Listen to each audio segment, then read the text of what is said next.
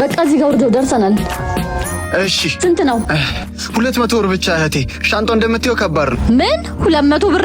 አንተ መናጢዳ ገንዘብ ከመሬት የሚታፈስ ይመስላል አይደል? 50 ብር ይበቃል። እባክሽ እህቴ፣ ሁለት ታናናሽ ወንድሞች አሉኝ። ቤተሰብ ማስተዳደር ደግሞ በዚህ ነው። አክዘር ወደዛ ማናቃችሁ መሰላችሁ? ዲያስፖራ ስተዩ መቼም እንደዚህ ነው የሚያረጋችሁ። ላል አይደል? 50 ብር ይበቃል። እንዴ ሃና ዳግም ዳጊ ሃና መጣች። ሃና እኮ ከውጪ መጣች። ሃና አሁን የት ነው ያለችው? ና ሲጀመር 50 ብር በቂ ነው። ገባህ አይደለ?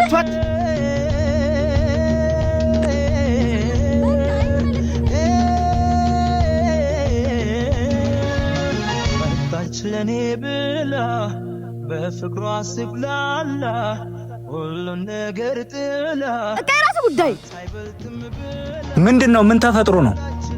እቺ ሴትዮ ናት የለፈበትን አልሰጥም ብላኝ። ከሷም ብሶ ደግሞ መናቲ ደሃ ብላ ትሰድበኛለች። ምን ሃና?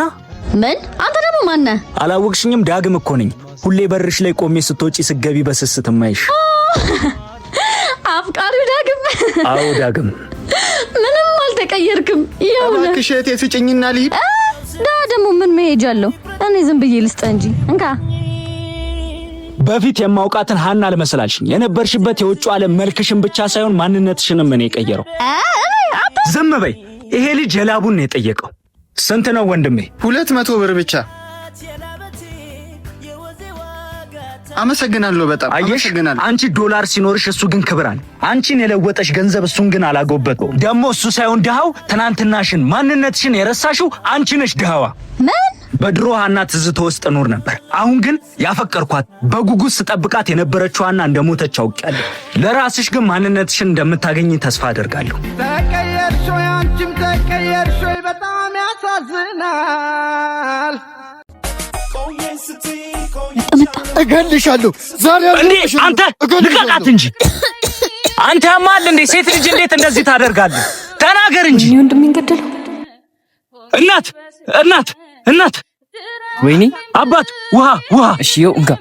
በቃ አንተ ጥራ። እዚህ አካባቢ መኪና ካለ እሺ ይዤ መጣሁ። ወይኔ እቱ ደግሞ እንዴት ነው ደስ የሚል። እናት አሁን እሱ ለምታውቅ በዚህ እንዳደረኩ ቢያውቀኝ ምን ይላል? አው ብድግ በይ። ወይኔ ጉዴ። ደገፈ በይ እዚህ ጋር። እናት እንዴት ነሽ? አሁን ደህና ነሽ? ደህና ነኝ። ቆይ ልጁ ምን አርገሽ ነው እንደዛ አንቆሽ የነበረው? ኧረ እኔ ምንም አላደረኩትም። ለምን ራሱ እንደዛ እንዳደረገኝ አላ። ኧረ እሱንማ እንዴት አታውቂም? ምንቺት ምናምን አርገሽበት ነው? ኧረ እሱ እኮ ፍቅረኛ አይደለም። እንዲሁም ከነጭራሹ ራሱ ልጁን አላውቀውም። እሺ በቃ አሁን ተረጋጊ። ደግሞ እንደገና ፌንት እንዳትበይ እሺ። እና እዚሁ ትቆያለሽ ወይስ እንዴት ነው? ኧረ ሄዳለሁ። እሺ ቀስ በይ። አመሰግናለሁ። እሺ። ኧረ ጣጣ የለውም። ሃና እባላለሁ። ዳግም ልጁ ደግሞ ካስቸገረኝ እንድደውልልህ ስልክህን ትሰጠኛለህ? ኦፍ እስቲ ወይ ልጅን ጠይቀው። ወይ ወንድሜ የሃና ቤት እዚህ አካባቢ ነው? አዎ በዚህ በኩል ነው። ኦኬ ቴንክ ዩ። ኦፍ ቴንክስ ጋድ። ወይኔ ፀሐይ። ማን ነው? ቆይ መጣሁ።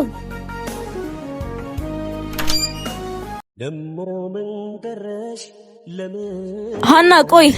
ይኸውልሽ ሃና አንቺን ለማዋራት ነው እዚህ ድረስ የመጣ ነው። በሩን ክፈችና አንድ ጊዜ አዋሪ። ኦፍ ነግሬኝ ነበርሽ እንደማትለኝ።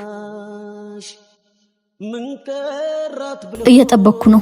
ከ4 ዓመት በኋላ ምን ለማውራት ነው ወደዚህ የመጣው?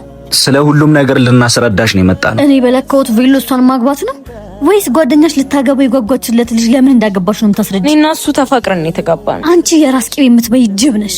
ቆይ ዚዙ አንዴ ብቻዋን ላውራት። ኦኬ ግን ቶሎ በል። ይኸውልሽ ሃና ነገሮች ባሰብኩት አቅጣጫ ስላልሄዱልኝ እንጂ ከሷ ጋር ከሀገር ወጥቼ ነገሮችን ካስተካከልኩ በኋላ ካንቺ ጋር እኮ የተሻለ ህይወት ለመኖር ነው። ሃናዬ ስለቆየው በጣም ይቅርታ። ይኸውልሽ ነገሮች ስለተስተካከሉ አሁን ከፈለግሽ እዚህ ካልፈለግሽም ደግሞ ውጭ ሀገር ሄደን መኖር እንችላለን። ምን? ቆይ አንተ ምን አይነት አረመኔ ነው የሆንከው? ሃና ከማን ጋር እያወራሽ ነው? ቆየሽ እኮ። መጣሁ የኔ ፍቅር። ቤት ጠፍቶባቸው እየጠቆምኳቸው ነው። የኔ ፍቅር እግዚአብሔር እንደሰው አይደለም፣ በብዙ ክሶኛል። አሁን እኔን ተወኝና አላገባች ልጅ ታመንላት። ሰሚ ሃና የመጣ ነው ግን ልንረዳሽ ነበር። እሺ